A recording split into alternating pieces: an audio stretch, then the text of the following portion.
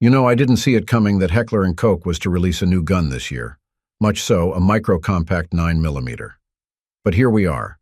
We already have the CC9, and the crazy thing is that it's officially the smallest handgun currently in the catalog of the H&K. And as far as I know, the gun will be exclusively manufactured in the U.S. plant of HK in Georgia. That's a 2 to 2.25 hour flight from where I'm living. Anyway, this is your boy Ted from Line 45, and today I am going to review one of the latest micro-compact 9mm pistols in the market, which is the CC9, discuss its distinct features, and tell you the things that you should expect from this gun. But first, let me do this quick plug. Hit the like and subscribe button. You can see all those buttons below this video. I know it feels like a hassle, but those simple clicks mean a lot for my channel. Now let's get back to the good stuff. So right from the get-go, it's kinda clear that Heckler & Koch wanted a piece of the micro-compact, concealed carry pie. It's the biggest trend in the firearms market these days, and most of the guns that are selling hot these days are within this segment. Think of the likes of P365, Hellcat, GX4, LCP, Bodyguard, and so on. I don't think that HK was late in introducing the CC9 though. In fact, they just hit the right timing in revealing this pistol in the market, given that any gun manufacturer would want to end the year with a bang and start the next year solid. The CC9 could be the key to that. Now, what is so fantastic about the CC9, as far as I am concerned, is that it has been manufactured with specifications or quality standards similar to the rest of the full-size pistols of Heckler & Koch. As a matter of fact, it has even met the NATO Army Armaments AC-225 standards, which sets the bar when it comes to the interoperability, safety, and reliability of Army equipment across different countries. I am not being militaristic, but the CC9 meeting such a stringent standard tells that it has a high level of quality and suitability for tactical operations and actual combat. Another interesting aspect of the CC9 is that it's the first gun in a long line of firearms that HK is planning to manufacture here in the U.S., and I am kind of expecting that these guns are meant to cater to the American market. News is out that the German federal government is getting a lot tighter when it comes to the exportation of firearms, so the decision to produce the CC9 and other upcoming guns of the HK in the US of A is quite connected to that. Now, for the CC9. Well, this is a striker-fired pistol, and comes with an obviously pre-cocked trigger design. Its firing pin is partially cocked or pulled back, so every time you shoot the gun, it requires less force to pull its trigger. Needless to say, this setup in the CC9 allows for a lighter, shorter trigger pull. Along the way, that should improve your accuracy and reduce your fatigue. Interestingly, it features a Glock-style trigger safety as well. There's a lever or tab on its trigger itself, which you need to fully press along with the main trigger so that the gun can fire. This means that the CC9 won't shoot until you intentionally do so. The trend these days is polymer frames, so the CC9 also adopted a polymer frame for its assembly. But we all know that this is a HK gun, so it's kinda obvious that its polymer isn't a fragile plastic. This ain't a glass cannon, and the polymer is basically reinforced to withstand constant use and exposure to the elements.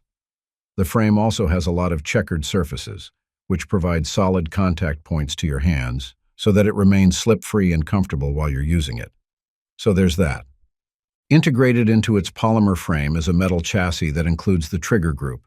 And yeah, what's fantastic about this is that it's very well rated for +P ammo. Hence, one way or another, you can have a number of defensive and highly potent loads in this pistol. HK also banked on the barrel of the gun. First, the thing is actually made from cannon-grade steel, so right from the get-go, it's extra rugged and thick and can handle high heat without compromising its durability. It's a cold hammer-forged barrel as well, so there's nothing depressing about its barrel. It's not susceptible to vibrations, and it helps minimize the recoil while firing. The barrel of the gun is pretty much one of its selling points. Also, the gun is compatible with micro red dots, and as far as I know, this gun can directly mount Holosun 407K and Shield RSMC footprints. If you opt not to run the CC9 with a red dot, you can rely on its tritium sights.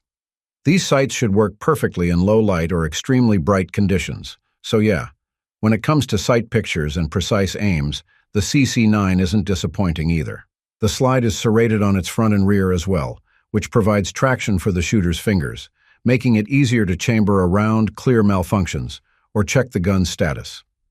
Now, I talked about the barrel and slide because of their DLC coating. Not all micro-compact 9mm have this finish, and a DLC finish has a lot of advantages, namely its innate ability to keep the gun from wear and tear and corrosion. Aside from enhancing the durability of these components, the DLC finish makes the barrel and slide operate a lot more smoothly. And oh, this thing is 6 inches long but only weighs around 18 ounces with an empty magazine. It has a semi-slim profile, so it's very easy to conceal without printing or snagging on your clothes. Now, it also has a 1913 Picatinny rail. I guess that if you want to get big in the micro-compact market these days, you are going to need your gun to cater to some weapons or tactical accessories. I mean, that's what happened to the Kimber KDS C9 rail, right? But yeah, I think a rail gives the CC9 an additional boost to its value and appeal to the market. And oh, the rail of the CC9 is directly integral to its dust cover. For its external controls, we have an ambidextrous slide stop and magazine catch, so it's a good choice regardless of whether you're a lefty or a righty. Operation-wise, I don't see any reason for anyone to experience difficulties, handling and shooting this pistol. There's also the fact that it offers a full 4-finger grip. The grip itself in the CC9 isn't as short as other micro-compact pistols in the market, right? Even the length of pull of the CC9 is quite similar to that of the VP9 and other full-size cousins. Basically, this tells us that it's possible to keep the CC9 locked to your target. It's very easy to zero this gun, thanks to its ergonomics and tamed recoil. I am so impressed by how well balanced this pistol is, and perhaps that's something that you'll love about the CC9 as well. The good things don't stop there, though. The CC9 also ships with interchangeable grip backstraps. I know this isn't a big deal already, but yeah, as I've said, there should be no reason for you to flop with this pistol. The backstraps should accommodate every shooter out there, regardless of their hand profile. This is also a high-capacity micro-compact. It has double-stack magazines and just ordinary mags. These mags are made from metal, while their floor plate is made from reinforced polymer. Basically, the CC9 mags aren't cheap either. The flush-fit magazine of the CC9 holds 10 rounds of 9mm, while the extended mag offers 12 shots. So when it comes to firepower, the CC9 will not leave you lacking. Bring enough mags, and this gun becomes a perfect EDC. It's also a solid competition against the mainstream high-capacity, micro-compact pistols in the market right now. And if I am just being honest, it has better quality than other polymer-framed, striker-fired concealed carry handguns right now. The announced MSRP for the CC9 is $699.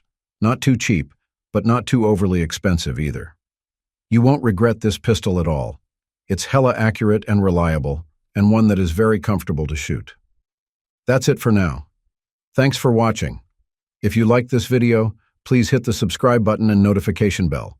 Just press all the buttons. Those little clicks are free, but they help the channel a lot.